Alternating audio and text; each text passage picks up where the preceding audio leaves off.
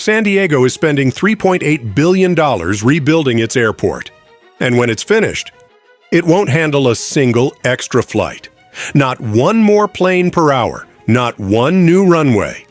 The airport's capacity stays exactly where it is today, because San Diego International is trapped. Water on one side, downtown on another, a freeway, military land, and neighborhoods sealing off the rest. And through the middle of it all, one runway.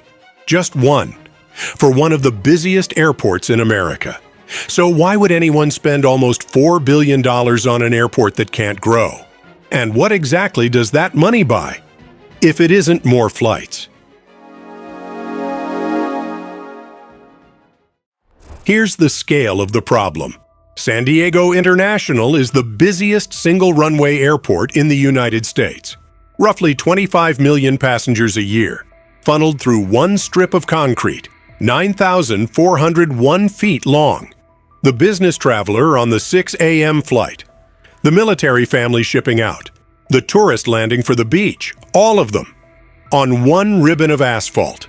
Most airports this size have 2 runways, 3. Chicago O'Hare has 8. And until recently, most of those passengers were being processed through a terminal built in 1967.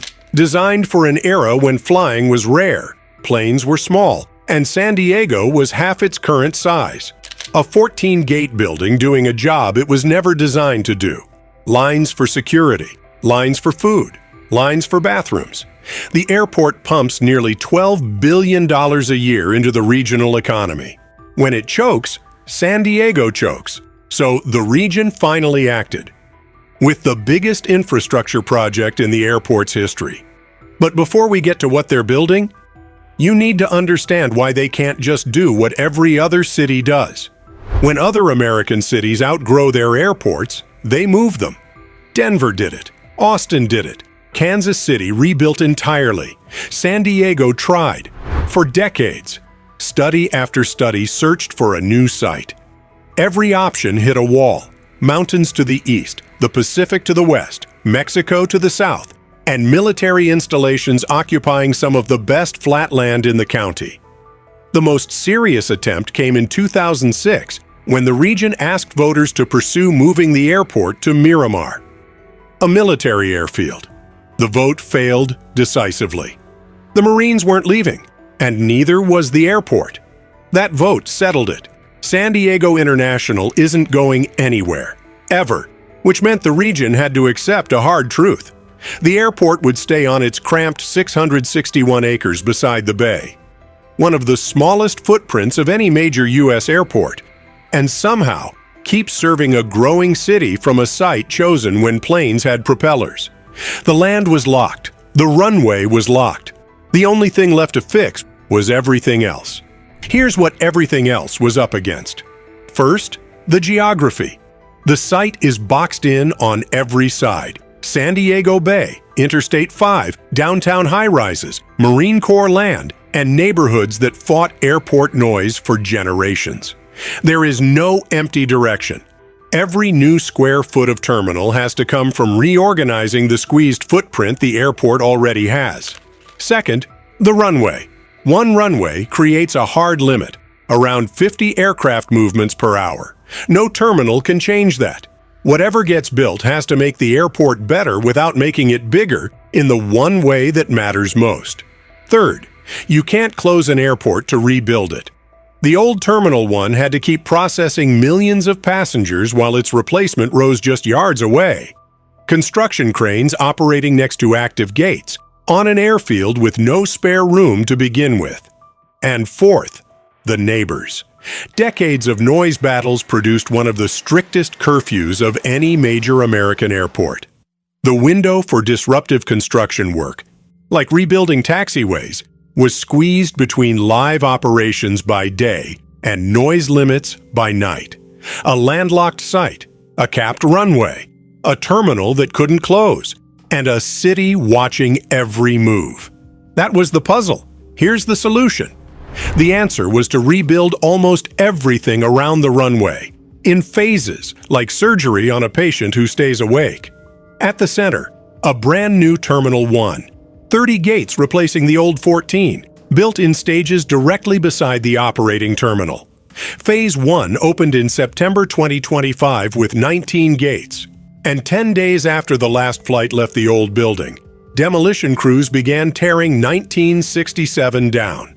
And every piece built around that terminal answers the same constraint. The runway can't be widened, so the congestion got attacked on the ground instead. 5 miles of new roadways, including an elevated departures road that finally separates arriving traffic from departing traffic, ending the daily gridlock at the curb. The airfield has no room to spare, so the fuel trucks came off it entirely. Underground hydrant fueling now pipes jet fuel directly to the gates, wiping an endless shuttle of tankers off a crowded airfield. And every single movement on one runway matters. So a new parallel taxiway streamlines how planes flow to and from it, invisible to passengers, critical to the math. On a single runway, a minute saved taxiing is capacity earned. Buried in the design is one more bet, reserved space for a future transit connection. So the airport that can't expand outward can at least connect inward to the city it serves.